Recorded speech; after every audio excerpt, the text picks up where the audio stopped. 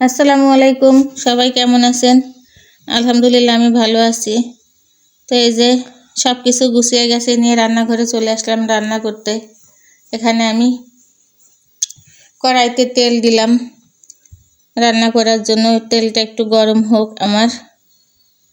তো এই যে আমি পেঁয়াজ কুচিটা দিয়ে দিলাম। পেঁয়াজ কুচিটা একটু আধ ভাজা হোক।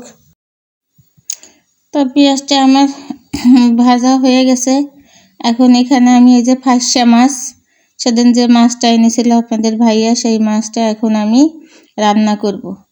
তো এই যে এখানে আমার পেঁয়াজটা ভাজার পর আমি একটু পানি দিয়ে দিছি। এখন আমি একে একে সব মশলা দিয়ে দিব। তো এই যে এখানে আমি রসুন বাটা আর জিরা বাটাটা একটু দিয়ে দিলাম। আমি এই মাছে আদা বাটা দিব না, আদা বাটা দিলে এই মাছটা ভালো লাগবে না।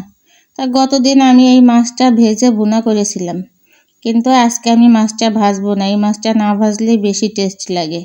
মাছটা আমি মশলার মধ্যে সুন্দর করে ধনিয়া পাতা টমেটো দিয়ে ভুনা করব কষিয়ে। তো এই যে এখানে হলুদের গুঁড়া মরিচের গুঁড়া অ্যাড করে দিলাম।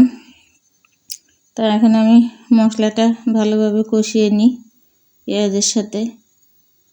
তো ফাঁসা মাছের সাথে আপনারা কে কে পরিচয় আছেন, ফাঁসা মাছটা আপনারা কে কে খাইছেন জানাবেন।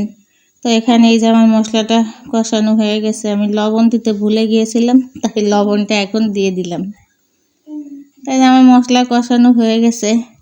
আমি একটুখানি এই মশলার ভিতরে ঝোলের পানি দিব। তো মাছটা যেহেতু আমি কাঁচা রান্না করব, তাই মশলাটা আমি পারফেক্ট ভালোভাবে কষিয়ে নিলাম, যাতে কোনো রকম কাঁচা মশলার গন্ধ না আসে। আমি এই যে এখানে একটু পানি দিছি, পানিটা বলক উঠেছে। এখন আমি মাছগুলা দিয়ে দিব।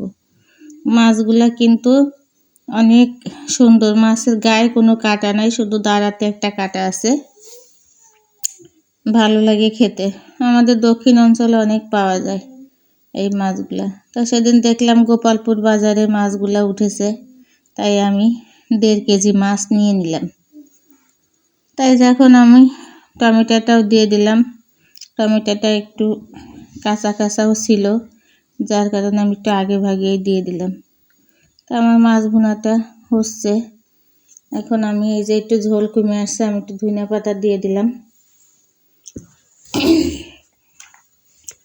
মাছটা আমি ধনিয়া পাতা দিয়ে আর একটুখানি জাল দিয়ে তারপরে নামিয়ে নেব।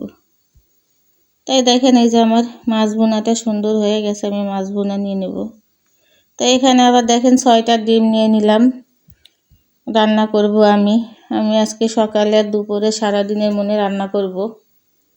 ডিমগুলো আমি সিদ্ধ করে একটু তেলে ভেজে নিলাম। গরমের তুলনায় শীতে আমাদের একটু ডিম খাওয়া পড়ে বেশি। ডিমগুলো আমি লাল লাল করে ভেজে নিচ্ছি। তো এই যে এখানে এই যে মাছ ভুনাটা শেষ। এখন এই যে আমি ডিম ভুনার জন্য কড়াইতে তেল পেঁয়াজ দিয়ে নিলাম। পেঁয়াজটা আমার এই যে ভাজা হয়ে গেছে। আমি আবার এখানে আদা বাটা রসুন বাটা জিরা বাটা একসঙ্গে দিয়ে নিলাম। আমার আদা বাটা এই মশলাটা ডিমে আমি একটু অবশ্য আদা বাটা খাই ভুনার মধ্যে। তো এই যে এখন আমি হলুদের গুঁড়া মরিচের গুঁড়া একটু ধনিয়ার গুঁড়াও দিয়ে দিব। লবণ হলুদ সব দিয়ে মশলাটা আমি সুন্দর করে কষিয়ে নিব।